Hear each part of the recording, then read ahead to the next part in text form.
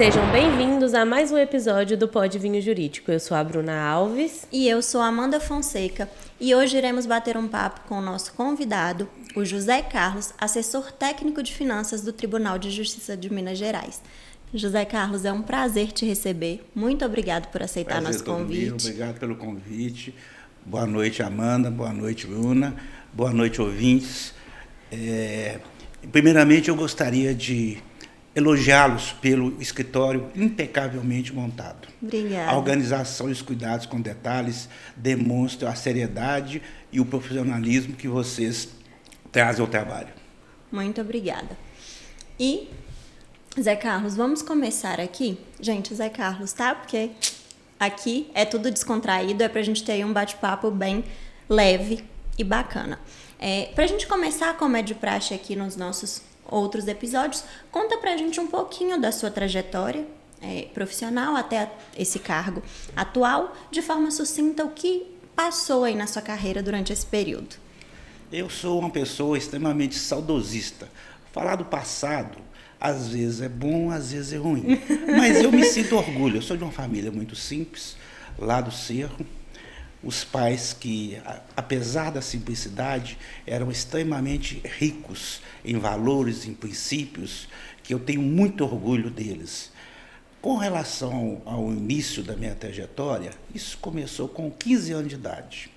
Eu estudava no Colégio Municipal do Cerro e apareceu um concurso para mensageiro no Minas Caixa.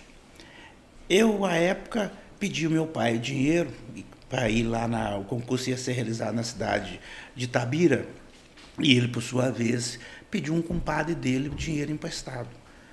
Uma curiosidade, o compadre falou assim: ô compadre, seu filho não vai passar, quem vai passar vão ser os filhos das pessoas ricas da cidade. E eu fui lá competir com vários colegas de escola e fiquei em segundo lugar. Fui chamado. Passado uns 4 anos, eu fiz o concurso para escriturário.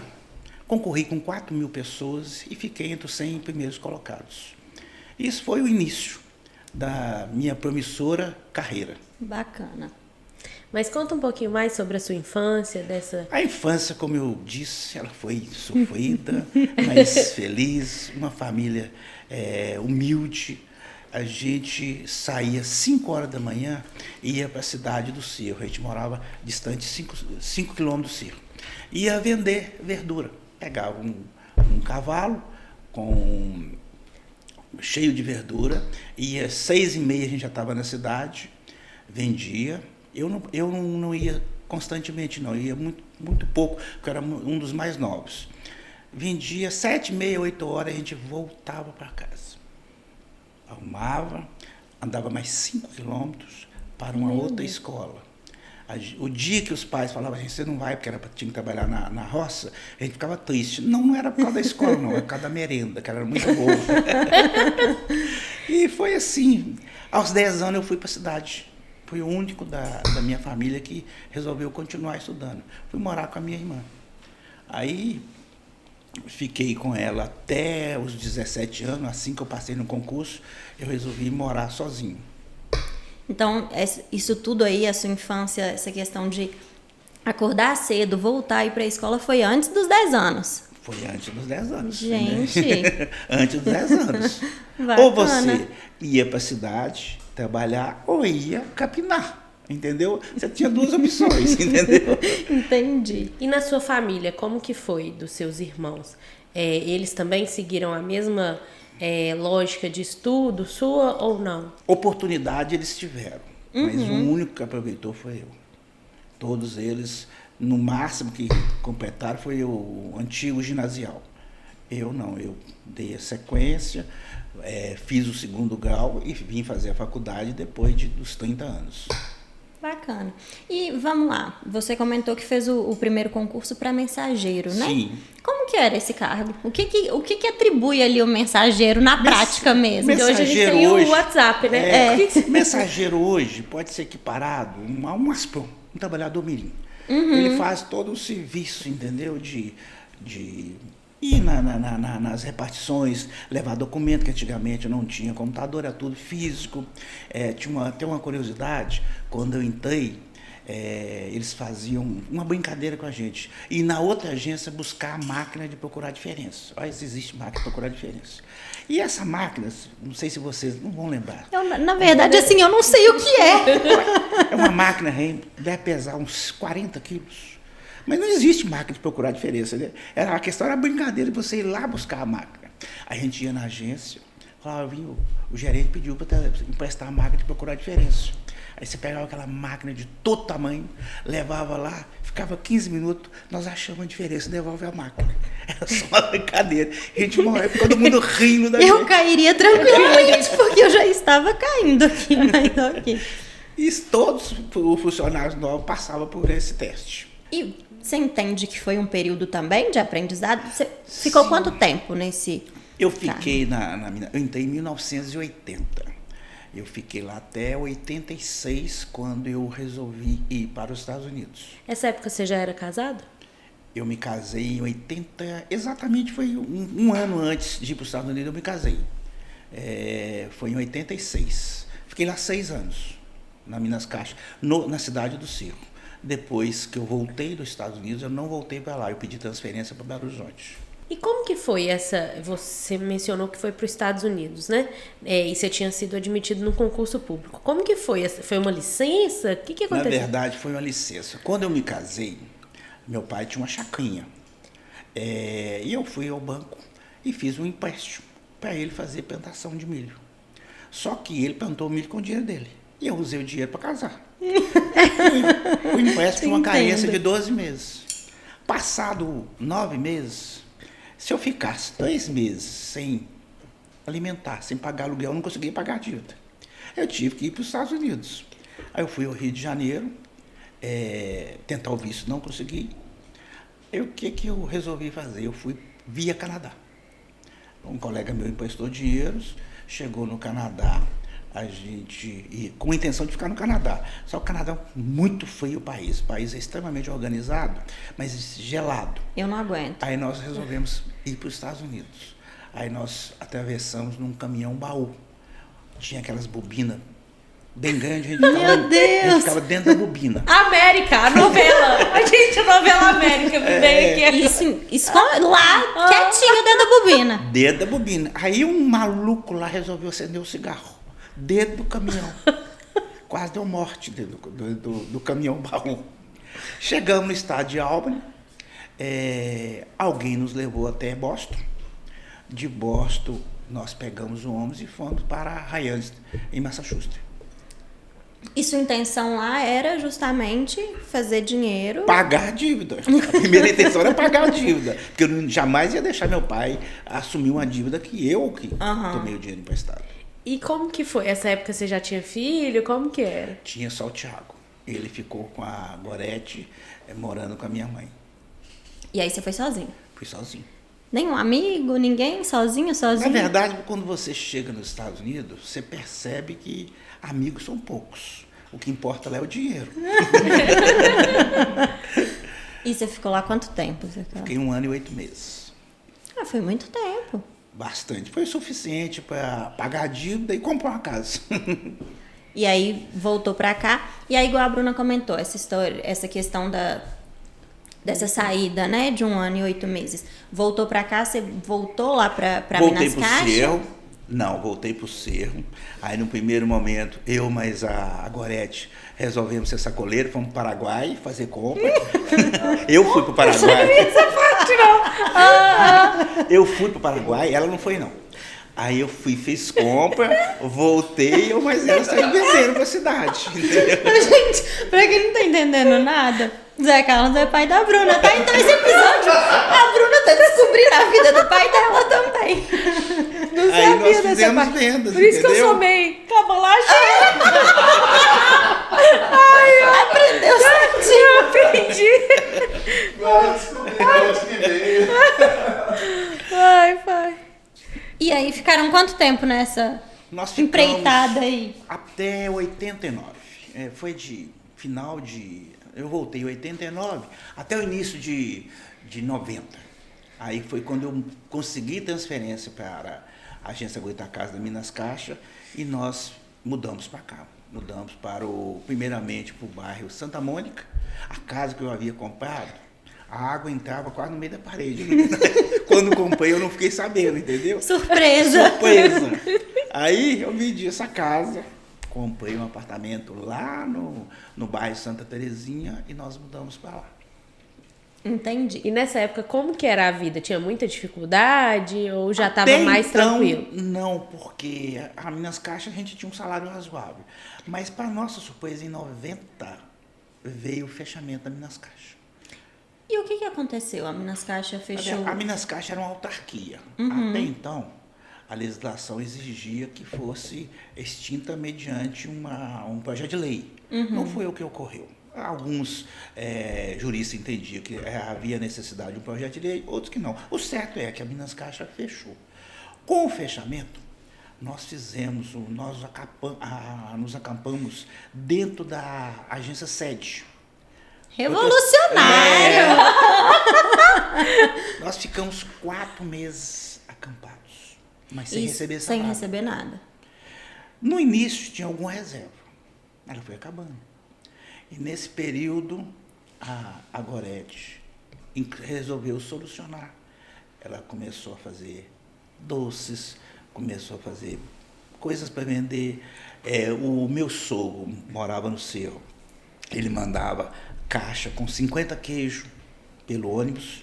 Eu mais ela vinham na rodoviária, buscávamos os queijos com ônibus, andando de ônibus. Meu Deus. Era o Santa Terezinha, saía da rodoviária e até a Avenida Paraná, carregando as caixas, punha no ônibus e vendia lá no Cojão.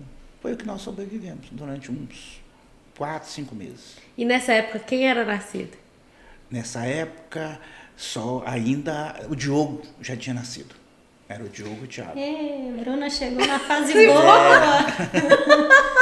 E vocês conseguiram superar isso aí nesse tempo? Como que foi com a venda, né, desses doces, queijos? Aí, esse apartamento que eu comprei, ele era financiado.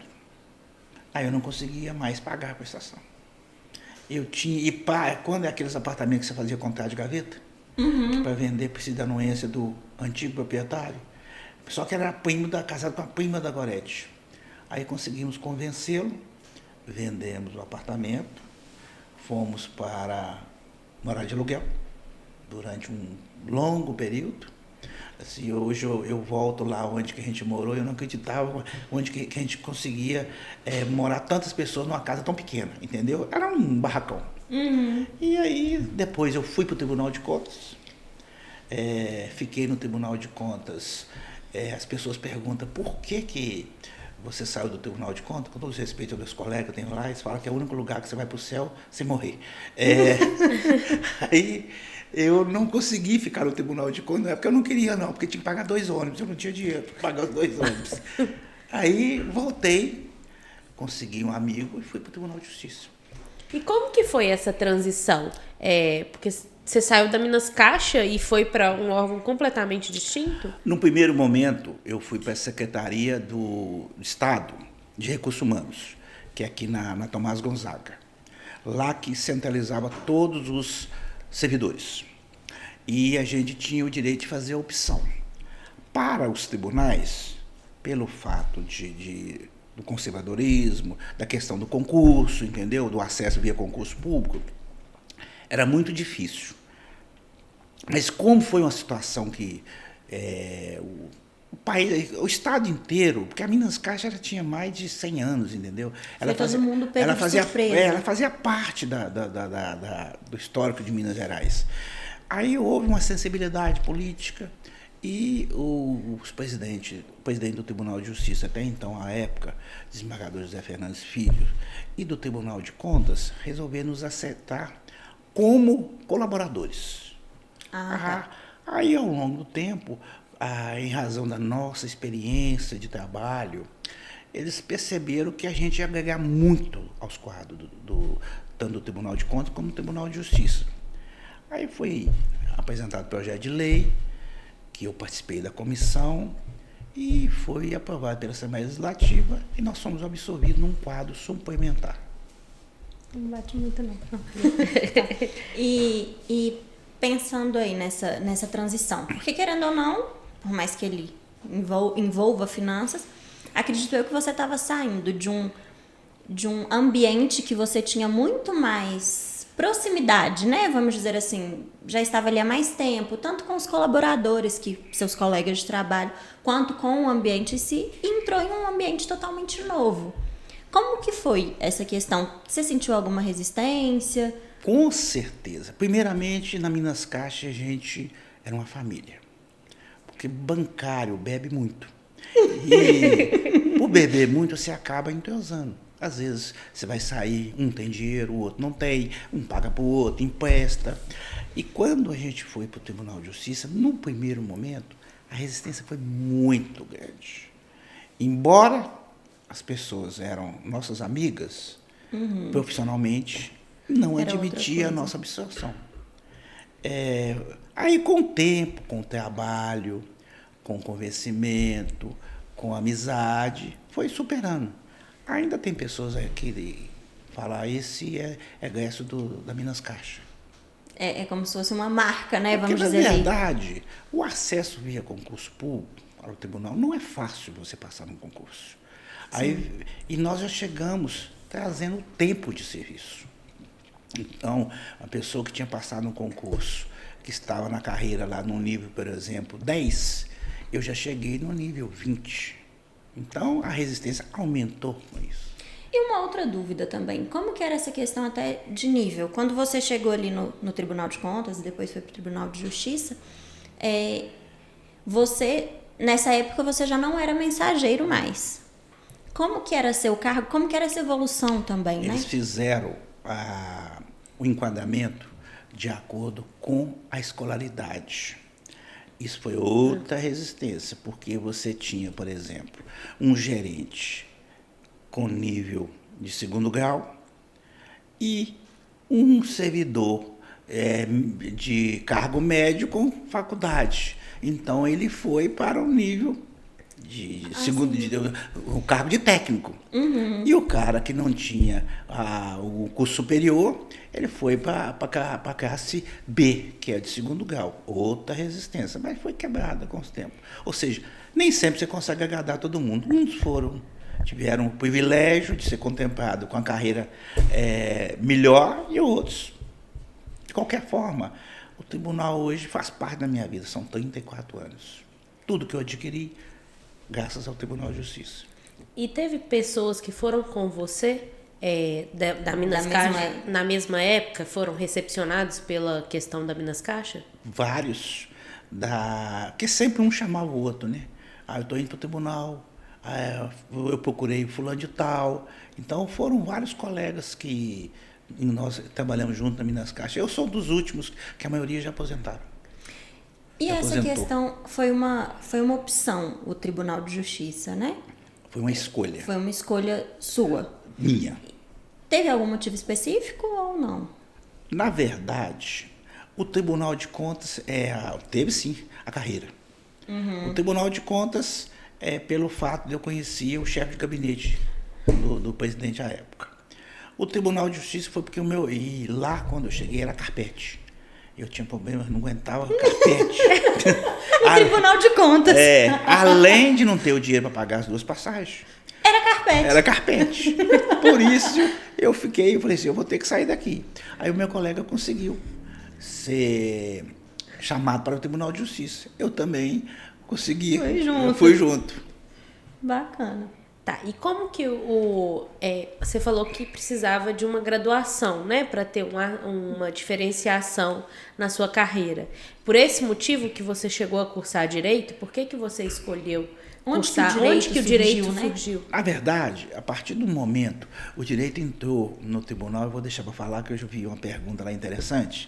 O Direito entrou a partir do momento que eu entrei no Tribunal de Justiça. Só que quando eu cheguei no Tribunal de Justiça, logo em seguida nasceu a Bruna. Eram 3 filhos. E não era possível você fazer faculdade com 3 filhos, porque nós sempre preocupamos com o nível de conhecimento dos filhos. Então, às vezes, nós abrimos mão de tudo para eles. E mais os recursos não seriam suficientes.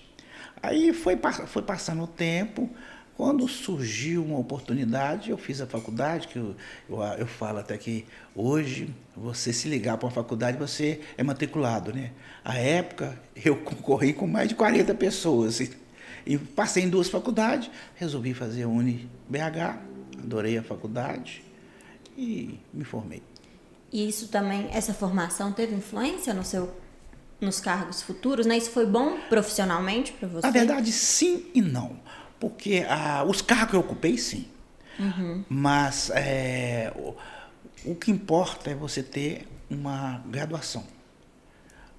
O cargo que eu ocupei de assessor, ele depende da formação jurídica. Influenciou, sim. Mas eu sempre tinha um sonho de fazer direito. Já era prévio, né? Já imaginava. E como que foi o percurso até chegar no cargo de hoje? Você já passou por outros cargos também de grande importância dentro do TJ. Na verdade, eu tenho uma facilidade de comunicação. E sempre fui muito responsável, proativo. E durante o meu percurso no tribunal, eu era braço direito sempre do diretor. Estava ali para tudo. Para tudo. Tinha horário de chegar, mas não tinha horário de sair. Então isso facilitou muito. Eu tinha um bom relacionamento, bom trânsito, era responsável, isso foi ajudando. E vamos lá. Hoje a gente pode pensar, e acho que isso é nítido, que você já tem uma carreira consolidada em todos esses anos de Tribunal de Justiça. Para você, quais foram seus maiores desafios lá dentro? E vamos pensar também nas maiores realizações, né? O maior desafio foi quando, devido a essa minha facilidade de comunicação, a assessora jurídica chefe de contrato entrou em período de férias regulamentares. Eu estava no primeiro período de direito. Então, assim, você não tinha noção ainda. de direito. Ela pediu: será que você pode me substituir? Eu falei: uai, a remuneração, a retribuição pelo cargo era alta. Eu falei assim: eu substituo. Aí veio um chefe de gabinete e ligou lá, pedindo para sobrestar um processo. Eu estou assim: o que é sobrestar? E naquela época o acesso já era fácil ao Google, inteligência artificial. Não existia nada disso. E eu substituí. No primeiro, substituí uma assessora jurídica de contrato. Então esse você entende que foi... E deu tudo certo. Deu tudo certo, entendeu? Todo mundo me ajudava, né? E hoje, qual que é a função? Hoje você está como assessor técnico de finanças, aí né? Você até perguntou. Depois disso, eu ocupei um cargo de coordenador de serviço na diretoria de finanças. Saí da diretoria de finanças, fui para gerência de serviços gerais, virei gerente, fui nomeado gerente, fiquei lá 2 anos. Teve uma determinada administração que me exonerou do cargo, fiquei um período sem cargo. Depois eu voltei para a assessoria jurídica da escola judicial, fiquei lá 2 anos, mudou de diretor da escola, eu fiquei mais 6 meses sem cargo. O diretor de finanças me convidou para assumir um cargo lá. Eu fui para lá, fiquei na assessoria de finanças, não como assessor-chefe, mas como assessor técnico, durante um longo período. E eu estava na iminência de me aposentar, veio o atual diretor e me convidou para continuar. Aí eu fui alçado ao cargo de assessor técnico, que hoje eu não sou assessor de finanças, eu sou técnico do diretor.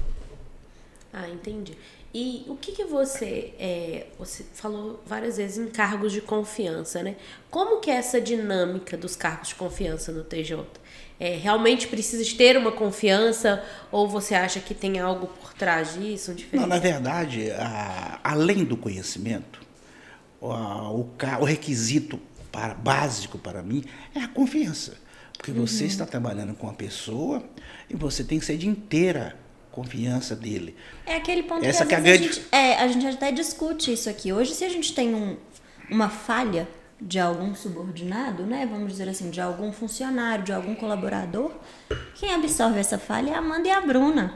Então, eu não posso chegar para um cliente hoje e falar assim, olha, o fulano errou, aconteceu isso no seu processo. Olha, eu errei, me desculpa, aconteceu isso no seu processo. Então, acredito que deve ter essa mesma linha de raciocínio em um cargo de confiança, porque, de fato, é uma responsabilidade que é assumida ali, que alguém tem que responder por aquilo, né? Exatamente. É uma delegação, né? E, na verdade, tem que ter uma sinergia também. Porque você trabalha especificamente, quando você está atuando na questão jurídica, na linha jurídica, aí já é um conhecimento. Mas quando Sim. você está na fase de gestão, é uma questão decisória. Chegou uma determinada demanda. Como o diretor vai decidir? Eu tenho que pensar como se ele fosse. Ainda que, às vezes, você discorde. Já aconteceu? Já tomou alguma decisão? Nós temos uma empatia tão grande, uma sinergia, que dificilmente...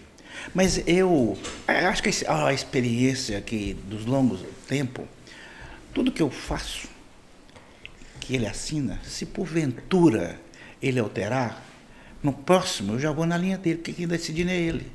Então eu Entendi. leio tudo o que eu faço, se ele alterar, eu falo, no próximo eu já vou mudar isso. Vou pedir para você ensinar o pessoal aqui do escritório. A pensar como se a Amanda e Bruna fossem. E qual que é a função hoje de um assessor técnico? Assessor técnico, no meu caso específico, todas as demandas que chegam à diretoria, elas passam por mim. E eu distribuo, se aquelas que têm que ter a decisão do diretor, eu faço a manifestação dele e ele faz o encaminhamento. E o que são essas demandas? De toda a ordem. Chega demanda sobre disponibilidade financeira, sobre demanda de contratação, demanda de há questões que a gente não seria melhor não manifestar. Mas toda demanda que envolve recursos financeiros no âmbito do Tribunal de Justiça chegam até a gente. Pedido de restituição de guias, de custas judiciais, restituição de fiança-crime, tudo que envolve financeiro, chega lá. Questões bancárias. Tá. E como que funciona hoje esse controle de despesa do tribunal, né? Que você falou que é, em suma, demanda financeira, né? Como que funciona na prática isso? Essa demanda chega e você autoriza, não, pode pagar. Ou não, tem todo um sistema por trás. Tem todo um sistema por trás disso, entendeu? Tem um cronograma de desembolso financeiro por trás disso. Tudo isso a gente tem. A gente avalia de acordo com a capacidade. Tá, e como que é feita essa avaliação? Essa despesa, ela... Na verdade, a gente atua na parte final, porque atrás do diretor existe uma gerência de administração financeira, existe uma gerência de receita, existe uma gerência de depósito judicial. A determinadas demandas, a gente ouve, encaminha para a oitiva dos respectivos gerentes. E pensando na destinação de recursos, né, vamos dizer assim, porque é igual você comentou aí a questão de restituição de guias, indo pela parte prática, que é o que a gente tem acesso hoje, né, a gente efetua muito pagamento de guia de custas de taxa judiciária, seja uma contumácia, custas iniciais, finais e por aí vai, as custas que envolvem aquele processo ali. Como que é feita a destinação desses recursos? Os recursos, eles são canalizados para o Fundo Especial do Poder Judiciário. E esse fundo, existe a Lei 20.802, que já estabelece para onde que esses recursos podem ser. Investimento, custeio da máquina administrativa, lá já estão previstos onde ele pode ser utilizado. Tá. E com base na sua experiência hoje, qual que é o principal problema do TJ nessa... porque, pelo que você falou, são vários órgãos que analisam o controle de uma despesa, né? A destinação de uma despesa. Qual que é o principal problema hoje no TJ e o que você acha que pode fazer, que sugere a ser feito para ser resolvido? Eu não vejo problema, eu vejo que a gente pode ter a otimização dos recursos, entendeu? Você pode ter um sistema de arrecadação mais moderno, porque o controle do tribunal, ele é muito amplo, então eu não vejo necessidade de modificar praticamente nada nesse particular aí. E vamos voltar aí um pouco para a questão pessoal também, vamos trabalhar aí um pouquinho mais da sua história em si, né? Uma carreira aí que eu vejo rica e longa ao mesmo tempo. O que você acha e acredita no seu caminho aí que foi seu maior aprendizado? Maior aprendizado? A pergunta até é difícil de responder, entendeu? Eu acho assim, atuar com responsabilidade, você saber que você está gerindo um recurso que não é seu, o recurso é público. Então você tem que agir de tal forma que ele seja usado da melhor forma possível em prol da sociedade, entendeu? Que eles sejam bem distribuídos. Então eu acho que esse que é o grande desafio. E existem cuidados necessários, né, para evitar problemas legais, como por exemplo a lei de responsabilidade fiscal? É o requisito essencial a verificação do cumprimento da lei de responsabilidade fiscal. Essa é a questão que tem que ser avaliada diuturnamente. Tá, e agora a gente indo para a parte mais de teoria, né? Porque hoje, igual você falou, tem 30 anos de TJ, né? E acredito que você já tem bastante tempo de formado. Como que funciona essa atualização dentro do TJ? Até dos servidores e dos servidores como um todo essa mesmo. Modernização, né? O TJ, ele dispõe da escola judicial, que ela oferece cursos presenciais, online. A capacitação no tribunal só não faz quem não quer. Ela está disponível de toda a ordem, seja por convênio, seja pela própria escola, seja por curso em company.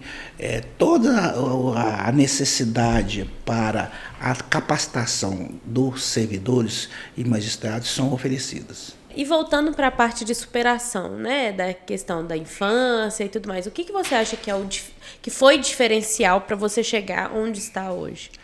O diferencial foi a vontade, o desejo de vencer, de criar os filhos, de oferecer o melhor para eles. E eu sempre tive pessoas meus mentores, pessoas extremamente inteligentes, que ao mesmo tempo eles olhavam para mim com aquela assim, Zé Carlos, você é uma pessoa que tem tudo para vencer na vida. Você é inteligente. Até eu tenho uma brincadeira que eu acho interessante. A minha professora de português, Dona Vilma, pessoa espetacular, ela diz, esse menino vai longe. Aí eu até brinco e falo assim, eu fui nos Estados Unidos. Mas ela falava no outro sentido, né, que eu ia me vencer. E isso foi fator preponderante. Eu via na minha família as pessoas se acomodando. Eu falei assim, eu tenho que ser diferente. Eu tenho que fazer algo diferente. Tem que inovar, né? Sair dessa inércia, mudar. E outra coisa, ninguém faz nada sem uma esposa do lado. A parceira. Foi ela que me trouxe para Belo Horizonte. Então, tudo que fizemos juntos. Pensamos juntos na criação, na formação, nas dificuldades. Tudo a gente dividia um pouco. E eu acho que pensa muito também. Não sou mãe ainda, então, obviamente, não tenho esse condão com tanta propriedade para opinar, mas como filha, né? Eu penso muito que isso vem de exemplo. Então, eu acredito que, e aí falando mais do cunho pessoal, conhecendo vocês como eu conheço, eu acho que vem muito disso de preciso ser um exemplo para que meus filhos tenham ali como norte, né? Como espelho de vida. Acho que isso é muito importante porque isso é inconsciente. A gente se espelha nos nossos pais ou em quem a gente admira de maneira inconsciente. Isso é um automático ali que eu tenho para mim, que eu sempre segui isso. Eu tenho muito essa questão do se espelhar. E é subconsciente total. Eu não penso, quando eu vejo eu já sou super parecida. É todo mundo falando, nossa, você lembra, você parece. Porque a gente tem isso e acredito que vocês também têm uma responsabilidade muito grande nesse sentido. Eu acredito que o maior desejo, a maior alegria dos pais é ver os filhos o superando. É o único momento que o pai se sente feliz. Meu filho superou, me superou. É a coisa mais importante. Aquilo é o sonho de todos os pais, é a alegria deles. Então, quando eu vejo os meus filhos vencendo, se superando, eu fico enormemente feliz. Na verdade, eu sou uma pessoa que adoro família, adoro reunir. Às vezes tem adversidades que não é possível, entendeu? Eu adoro estar presente com a família. Mesmo... Desculpa, mas mesmo nas brigas, entendeu? Eu também adoro discutir, entendeu? Tem uma ferrinha aqui que adora confrontar, entendeu? Ai, mas é um momento interessante. Minha mãe sempre falou que você sempre foi muito boêmio, né? Que fica em todos os bairros que a gente já passou, né? Porque a gente já passou por muitos bairros. Eu acho que eu conheço os caminhos todos de Belo Horizonte por causa disso, das mudanças lá de casa.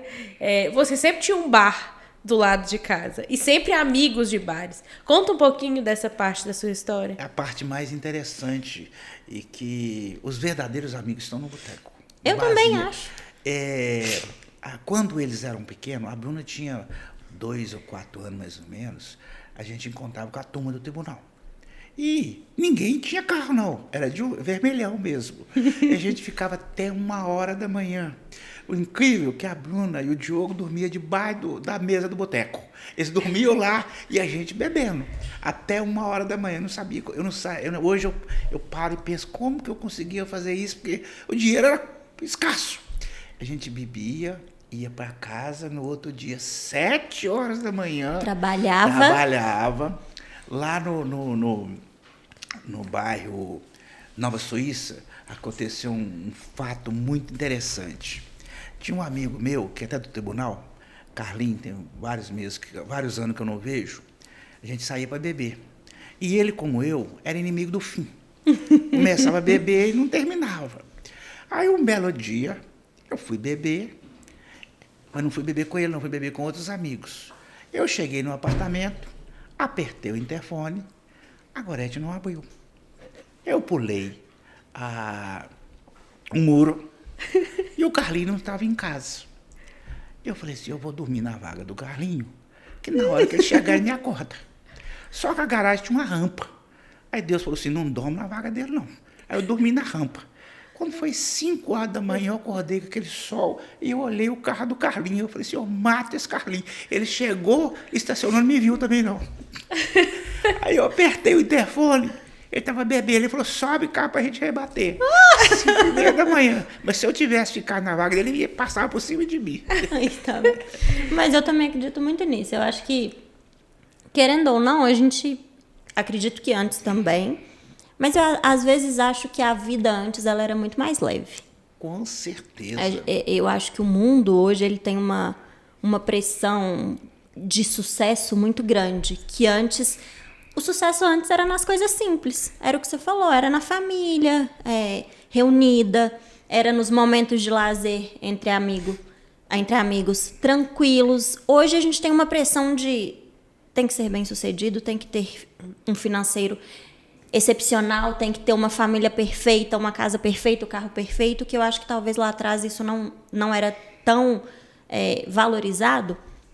Mas eu ainda acho que nos momentos de lazer, quando a gente tem ali um momento de lazer muito intenso com alguém, é sinal que a gente fica despido para aquela pessoa ali na nossa personalidade. O que hoje também é muito difícil, porque todo mundo tem uma máscara padrão, né? A gente vive de impressão, de rede social, de vida perfeita. E vocês viveram uma época que isso nem existia. A época de ouro. A felicidade, ela estava na simplicidade, nos momentos ao lado de colegas, naquelas discussões ali, naqueles debates leves. Bobo, sem sentido. Era aquela coisa que... Mas havia sinceridade. Sim. Eu lembro que a gente pegava o carro no final do ano e ia pra Alcobaça. Tipo assim, 15 horas de viagem. Hoje, nossa, o avião tem uma conexão de 5 horas. Nossa, eu não vou não. Eu falo, meu Deus. E antigamente, que ia os 3 lá atrás, tudo apertadinho. Lá em casa a gente tinha o hábito de... Lá em casa somos só 2 irmãos, eu e meu irmão. Eu tenho vagas lembranças de quando a gente ia viajar, a gente colocava o colchão no banco de trás. Porque a gente ia dormindo no colchão. Fazia o banco de trás de cama. e viajava e estava ali feliz da vida. Hoje em dia, a gente vê famílias que mal se encontram. Ué, quando eu voltei ao Brasil, só tinha o Tiago, eu e a Gorete e o Tiago pegamos um ônibus, fomos até para o Rio de Janeiro, pegamos outro ônibus, fomos para Cabo Frio, sem lugar para ficar, chegamos lá, encontramos um lugar, alugamos uma pousada, ficamos no Rio de Janeiro, em Cabo Frio, retornamos para o Rio, na rodoviária. Eu lembro como se fosse hoje, era final do Campeonato Brasileiro, Vasco e São Paulo. Aí, lá na rodoviária, no entorno da rodoviária, eu fui para os barzinhos, entendeu? Assisti o jogo. Assisti o jogo e torcer para o Vasco. Eu estava lá no meio e não podia torcer. Detesto o Vasco da Gama, que tirou um tiro do Cruzeiro. Né? Eu tive que torcer para o Vasco lá. E a Gorete com o Thiago na rodoviária lá. Quer dizer, a simplicidade. E a gente era feliz. E como que é a sua percepção hoje, pensando em termos de conquistas? Hoje a gente pode falar aí que, acredito, e pode me corrigir se eu estiver errada, mas eu acho que você tem conquistas na sua vida que são realizações para você, tem uma família, né, que te apoia, que é unida e tudo. Como que você faz essa métrica das conquistas que você tem na sua vida hoje? Esse sentimento interno mesmo. Na verdade, eu não paro para pensar. Porque se eu parar para pensar, eu vou começar a chorar. Porque eu sou extremamente emotivo. Eu só sei que eu sou muito grato a Deus por ter conquistado tudo aquilo que eu almejei. Sim. Hoje eu posso dizer, o que eu imaginei, o que eu gostaria de ter, eu tenho. Acho que eu tenho até mais do que eu mereço. Então, eu nem paro para pensar, não. A minha preocupação hoje é com a realização dos meus filhos. Entendeu? Eu já preocupado com eles, porque eu já tenho tudo que eu sonhei. Então eu preocupo com eles, mas especificamente com o Diogo. Então, eu sou muito grato a Deus. Eu conquistei tudo com o maior suor, não foi fácil. Às vezes as pessoas pensam que não foi fácil, mas eu sempre, assim, aquilo que eu almejei, com fé em Deus, eu falei, eu vou conquistar. E eu conquistei, então eu sou muito feliz. Fazendo um paralelo aqui com o escritório, né? Que a gente sempre quis um escritório de vidro, um andar e tudo mais, sempre falamos disso. E quando a gente conseguiu, a gente falou, eu consegui. Eu fico imaginando quando você foi para os Estados Unidos pela primeira vez, mas para gastar dinheiro, né? Sem ser para trabalhar. Sem ser para trabalhar ali, assim, podendo gastar da forma que você queria mesmo, né? O que você deixou de fazer naquela época, naqueles 30 anos atrás. Como que foi essa sensação? Primeiro que eu achei que você nem ia ter visto, né? Como assim? Depois a pessoa vai trabalhar, vai de coiote, né? Como que foi? Baú? Não, bobina, tipo bobina do caminhão. Cabaneiro mesmo, na cabana eu mesmo. Eu achei que você nunca ia conseguir visto. Na verdade, até eu realmente pensava que eu não ia conseguir visto, não. Porque eu tentei 3 vezes. 3 vezes foi negado. Aí, no momento que eu precisava. No momento que eu não precisava mais, que eu estava indo a passeio, eu também não estava nem preocupado. Falei, se negar, eu vou para a Europa. Eu tinha essa opção. Não quer me dar o visto? Então eu vou para a Europa. Eu vou para outros países. Não me quer, também não te quero. Eu estou a fim de gastar dinheiro. Vocês não querem que eu gaste o dinheiro? Eu vou para outro lugar, entendeu? Mas ainda a primeira viagem minha, eu não sentia aquela sensação. Falei, será que eu vou ser deportado? Porque eu tive isso negado várias vezes. Mas eu adoro os Estados Unidos. Eu adoro passear. Eu gosto de coisa moderna. A Europa já é uma questão mais cultural. Outra dinâmica, é outra né? dinâmica, é outro passeio. Eu fui, gostei. Mas se você falar assim, vamos também chamar de um cara arcaico, você prefere a Europa ou os Estados Unidos? Por causa do modernismo, eu prefiro os Estados Unidos. É um país capitalista. Mas em questão de belezas naturais, é a Europa, sem dúvida nenhuma. Vou colocar um vídeo, gente, dele lá em Miami Beach. Aí ele foi passando nos trem lá cheio de viaduto, passando. Ele, olha aqui, gente, o viaduto, o complexo da Lagoinha. Interessante. Não. Eu sou uma pessoa eu sou muito crítico do governo brasileiro. Porque nós temos tudo para ser uma potência. Sim. E somos um país pobre, miserável, com recursos naturais infinitos, com condições de oferecer uma qualidade de vida melhor para a população, mas infelizmente a corrupção, essa política aí que não preciso nem dizer, atrapalha tudo, a falta de cultura das pessoas, que as pessoas também não sabem escolher, não é questão de esquerda ou direita, não. Os nossos governantes, se a gente analisar friamente, a gente está perdido. Nós estamos perdidos. Que digo os momentos atuais, os últimos debates aí, que estão ocorrendo no país. Então, aí quando você vai lá para fora e você vê que em 2 anos construíram um metrô de Miami para Orlando, e aqui em Belo Horizonte tem 20 anos que briga para construir 10 quilômetros de metrô, e uma população que sai, por exemplo, de Venda Nova e vai trabalhar em Betim, como que essa pessoa consegue produzir, sendo que ela fica 2, 3 horas no trânsito para ir, 2 para voltar, e o país com recursos abundantes, mas mal utilizados? Mas eu acho também que vai muito de uma percepção que a gente vai perdendo ao longo do tempo. Claro, eu não posso... Eu nem me comparo à sua história de vida aí, que eu ainda tenho longos anos a percorrer. Mas a gente esquece de admirar o que a gente já fez também. Porque a gente está parando para pensar aí, igual você pontuar, como que uma pessoa sai, né, de um ponto para o outro hoje, num trânsito de Belo Horizonte que a gente vê que está cada vez pior, num ônibus, num metrô. Só que a gente esquece que lá atrás a gente já fez muito isso. Sim, mas... E a gente... Não, e eu acho que está 100% certo. A gente falta muita estrutura e investimento efetivo na melhoria do transporte público e da vida pública das pessoas. Mas eu queria fazer um paralelo na questão até da gente ter a concepção do que a gente, voltando aí no que a gente conquistou, né? Vamos pensar assim, igual eu pontuei no que você... De pensar no que você conquistou. Eu não me imaginaria nunca andando 5 quilômetros a pé para vender verduras, voltando e andando mais 5 quilômetros para ir para a aula.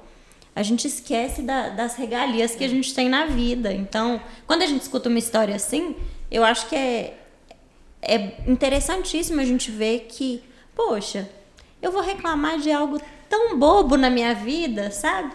E coisas que, não vou mentir, gente, eu reclamo muito. Quando você retoma o passado, eu também penso nisso. Porque, na verdade, lá atrás era uma questão de sobrevivência. Ou você fazia, ou não tinha como. Ou não passava fome. Na verdade, era isso, tinha que vender. É lógico que, ao longo desses 30 anos, muita coisa evoluiu. É inegável. Mas a gente vê que poderia ser melhor. Poderia ser... Nós estamos num estágio muito mais avançado. E não estamos. E não estou vendo nada, nenhuma perspectiva favorável. Ao contrário, eu que sou uma pessoa que adoro acompanhar os países, a evolução do país, o investimento em infraestrutura, eu fico até brincando, estava comentando com o Matheus ali, a pior obra da China é melhor do que a nossa, a pior obra. E aqui não se pensa nisso, não se pensa na população de um modo geral. E a gente tem tudo, igual você falou, né? O Brasil é um país riquíssimo em matéria-prima, é um país com pouquíssimos desastres naturais, se a gente for parar para pensar em terremotos, né? Outros furacões, coisas que não atingem o nosso país, mesmo sendo um país riquíssimo, com uma diversidade cultural maravilhosa, com muita matéria-prima. E a gente vê que a gente ainda está muito atrás de países que têm bem menos. Eu penso que nenhum país, os 7 países tidos como rico, na verdade, os 7 países ricos, mais ricos do mundo, eles chegaram onde chegaram graças a um processo revolucionário. Eu não acredito que o Brasil vai ser exceção. Mas, infelizmente, nós somos muito passivos. Isso eu acho que só nas próximas gerações. Sim. Agora a gente vai para a parte do podcast, que é mais uma pergunta rápida, né? Com respostas mais diretas. Aí, vamos lá. Uma habilidade que todo servidor deveria ter. capacidade de detectar problemas e apresentar soluções. Não basta você chegar perto de mim com um problema. Me apresente a solução. Se não apresentar a solução, eu devolvo o processo. E qual foi o momento mais marcante na sua trajetória profissional? O momento mais marcante foi esse, quando eu substituí essa assessora, sem saber nada de direito. Se pudesse mudar alguma regra ou um procedimento no setor público, qual seria? Na verdade, se eu pudesse mudar, eu acho que o acesso deveria ser por meio de concurso público. É o meio mais eficaz de avaliar o servidor.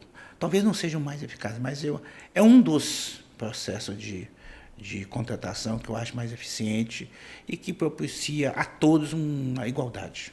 Ótimo. E qual foi o conselho mais valioso que você já recebeu? O conselho mais valioso que eu recebi? São vários, é difícil apontar um mais valioso. Responsabilidade. Sinceramente, é difícil apontar um agora. Qual a sua maior motivação? Motivação, ela surge que eu vou chegar na minha sala, vou abrir o computador e vou ver processos que eu nunca vi na minha vida e eu vou falar assim, como eu vou resolver isso? Aí eu paro e penso e encontro uma solução. Então eu sei que amanhã eu vou chegar lá, tem uma questão que eu vou precisar de pensar, refletir, dizer como solucionar isso. Então eu não tenho rotina. Eu tenho coisas dinâmicas. Então, isso para mim é a motivação de sempre estar querendo algo novo. Ótimo. E, em uma palavra, qual é a chave de sucesso para uma gestão financeira eficiente? Você tem, em uma palavra, eu diria otimização dos recursos para alcançar os melhores resultados possíveis. Você tem a austeridade, que é você utilizar os recursos da melhor maneira possível, observando a capacidade orçamentária. Então, austeridade seria a palavra-chave. Perfeito. Pai, muito obrigada. Você é um exemplo de pessoa pra gente, né? Pra nossa família. Obrigada por tudo que você fez, né? Ser exemplo de superação. Eu acho que nem você acredita onde você chegou.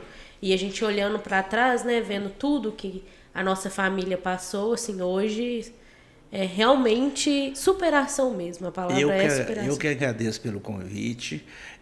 Não sei se vocês observaram, no Tribunal de Justiça, as pessoas falam assim, o Zé Carlos já vem. Eu consigo resolver 10 coisas ao mesmo tempo. Então, às vezes, eu sou muito objetivo. Chega numa determinada reunião, tem 5 pautas. Aí eu não gosto de ficar enrolando, né? Aí o cara já fala uma pauta, eu já emendo, já vou na segunda, já vou na terceira. Aí eles falam assim, o Zé Carlos não tomou o remedinho dele hoje, não. Eu falei, não, vocês têm que ser objetivo. Nós ganhamos muito bem, nós temos que resolver. Mas eu que agradeço, eu fico muito feliz em poder participar aqui. Sou muito grato a Deus por ter uma família maravilhosa, uma esposa que é a minha metade, né? E minha outra metade, uns filhos maravilhosos e torço para o sucesso de vocês, que eu sei que o caminho não é fácil, é longo, mas com muita persistência, dedicação, responsabilidade, vocês vão superar tudo. Muito obrigada. Faço das palavras da Bruna as minhas. Foi muito bom o nosso bate-papo e cada vez mais eu acho que eu fico cada vez mais feliz porque eu vejo o quão vocês são parecidos.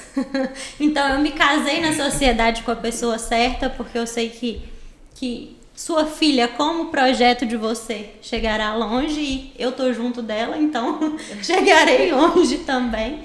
Então foi muito bacana a gente ouvir um pouquinho mais dessa história. Acredito que eu todo espero mundo que um vai segundo gostar. momento, que foi a primeira vez que eu participei, né?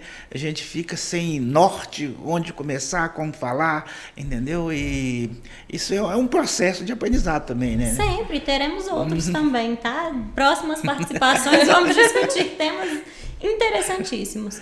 Mas, mais uma vez, gente, muito obrigada por nos assistirem até o final. Quem ficou até aqui, não se esqueça de curtir, compartilhar e se inscrever no nosso canal. Começando pela Bruna. Pode vir o jurídico, Bruna.Araújo Alves. Mandinha FK e até logo. Tchauzinho. Tchauzinho.